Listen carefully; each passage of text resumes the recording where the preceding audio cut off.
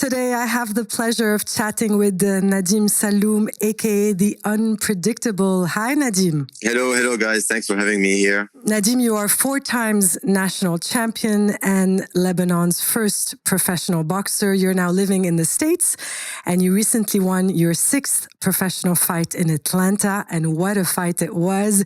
You're holding the Lebanese flag way up high and making us proud.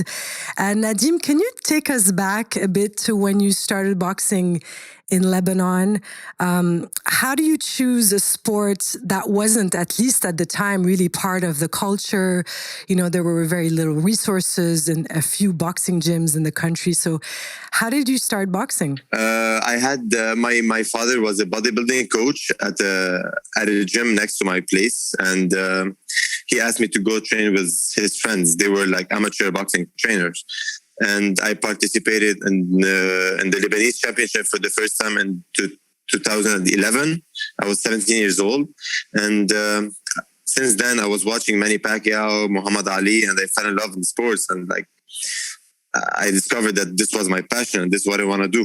So was it very hard at the time to find trainers, to start boxing in Lebanon? Yeah, actually, I trained in Lebanon for 11 years, and I didn't know how to turn pro, how to be a professional fighter. So it took me a lot of time to discover how to do that. So that's why I used to go to LA to try to ask coaches in the States to know how I'm a good fighter, but how I'm going to turn pro. Because nobody did it before in Lebanon, so nobody gave me his experience to be able to make it. So from what I understand, Nadim, in boxing, to reach kind of the next level, to gain experience, you need to accumulate fights. And so in Lebanon, that was impossible for you. No. So is that when and why you kind of left to the States? Yeah, that's why. Actually, I trained for 11 years in Lebanon. I had only 40 fights. Basically, they train for 5 years. They have up to 300 fights. So boxing is so poor in our country, as much as all sports. So I was going to the States to know what's the process. I don't know how to turn pro, how to be better, to be a better boxer, how to make the career going, So what does it mean to turn pro? It's a different sport. It's different between amateurs and pro. It's more rounds. It's more dangerous, obviously. It's tough. It's basically what you do. It's your job. It's your career. This is what you do. It's not just a hobby. It's not just you participate in Lebanese championship and that's it, but you work as a doctor or something else. No, this is what you do. You're a professional boxer. You get paid out of it. When you start pro and you have some records, they start to pay you to fight. So it's basically my life. So does that mean you have an agent that takes care of your career as a professional boxer? Yes, I work to have an agent. Now I'm still at my 6th fight. I have a coach who's helping me to get fights. And I have people around me who are Lebanese too as well.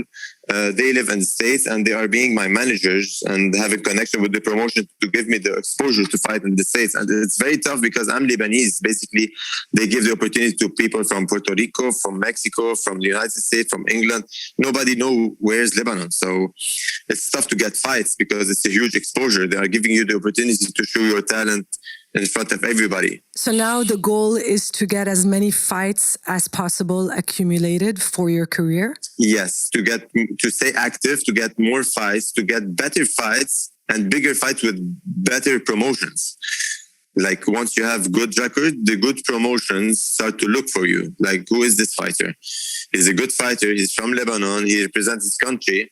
This is what I'm looking for. And they started to know, the boxing community has to know that there is a Lebanese fighter in the business for the first time. So you just won your 6th professional fight in Atlanta. What did that mean for your career? And take us a bit through the training for that. You are living in Brooklyn. You went to Orlando to train for that specific fight. How did that training go about? When I first moved to New York, I met a Puerto Rican coach. His name is Jose Guzman.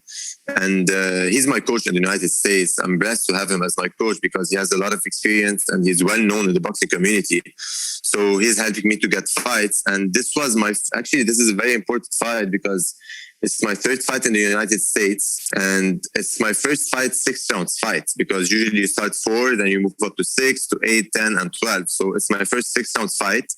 And it's my first knockout in the United States. I'm very happy to get the knockout too. And I moved to Orlando because Jose moved to Orlando because of the pandemic, and New York is like closed. Everything, you cannot spar at the gym. You always have to train with the mask. Florida is a bit open, you can have a better training camp and the weather is better. So I went to Jose for 7 weeks, and they had a strength and conditioning coach who's also from Puerto Rico. His name is Jose Lopez. And I wasn't comfortable. That's the thing about training camp. You don't have to be in your comfort zone. You have to just focus on training, eat, sleep, and train again. That's it. So you spent how many weeks preparing for this specific fight? I spent 7 weeks, seven weeks and a half. So take us through like a normal training day. I used to wake up. I used to do boxing every day, obviously, and 3 times per week strength and conditioning, and running every other day, and some hot yoga classes, some massage sessions. And this is what I did. I just eat, chilling at night a bit, watching some Netflix, cook, and that's it. Because we've been following you for a while now, and you seem so dedicated, so focused. And I know that in any sport at a professional level, but it seems in boxing even more, your mental state is as important as your physical one, right? Yeah, it is. Like at the end of the day, you're going into the ring with someone who's trying to kill you. And if you lose, it's not like basketball or football, like if the team loses, he can another chance the next year. Or you lose one fight, it means a lot. So you have to stay sharp. You have to look good. Not only win the fight, you have to look good when you win that fight. To let the people and the promotions look for you and to see who is this fighter. He is a good fighter. He's not just winning. He's representing his country, and he's dedicated for the sport. And this is his passion. This is his dream. And I passed a long way to be here, so I'm not gonna ruin it by having a bad training camp. It's been more than 10 years I'm doing this, and I'm dreaming of being here. And finally, I have the opportunity to make it happen. So I'm gonna take advantage out of it. Your dream is to become a world champion. As I was saying, you're extremely focused and dedicated. What would you say is the biggest obstacle today? Unfortunately, being Lebanese is the biggest obstacle. Like the country doesn't have a lot at all.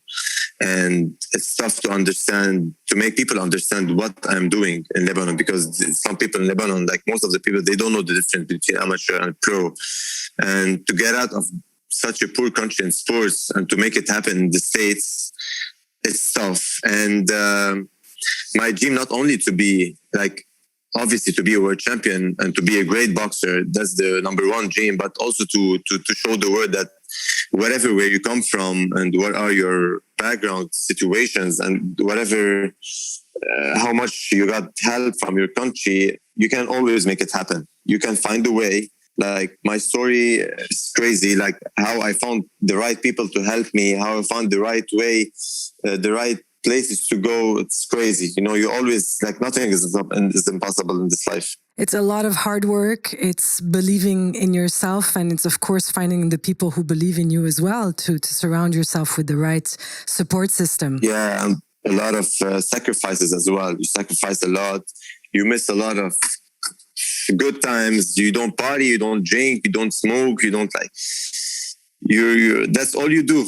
But I'm happy. Like when I'm not training, when I'm not in camp, I'm not happy. This it's weird. I know for some people, but this is how I am. I'm happy when I'm training. I'm happy when I'm at the gym. I'm happy when I'm punching the bag. I'm happy when I'm punching people, like business-wise. I'm not a street fighter. I'm just in boxing.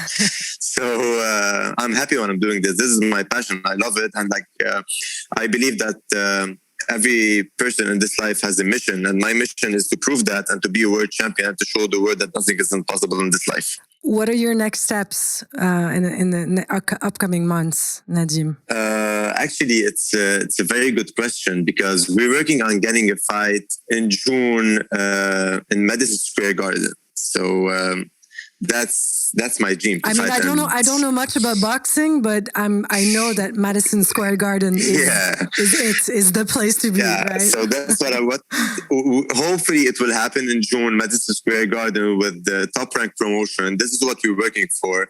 It's gonna happen sooner or later, but hopefully they will give us the opportunity now. If not, I'm gonna fight in May in Orlando at some good events too. So let's see how it goes and who gives us the opportunity first. So Madison Square Garden, do you know who you would fight if that works out? No, first of all, you take your spot and then they start looking for an opponent for you, a suitable opponent for you. A suitable opponent, so someone from your, what would you say, category, weight, someone who has experience, like kind of same background in boxing. Yeah. So you're now in Beirut spending time with family and friends, and Nadim, enjoy that much deserved break. We'll be following you closely.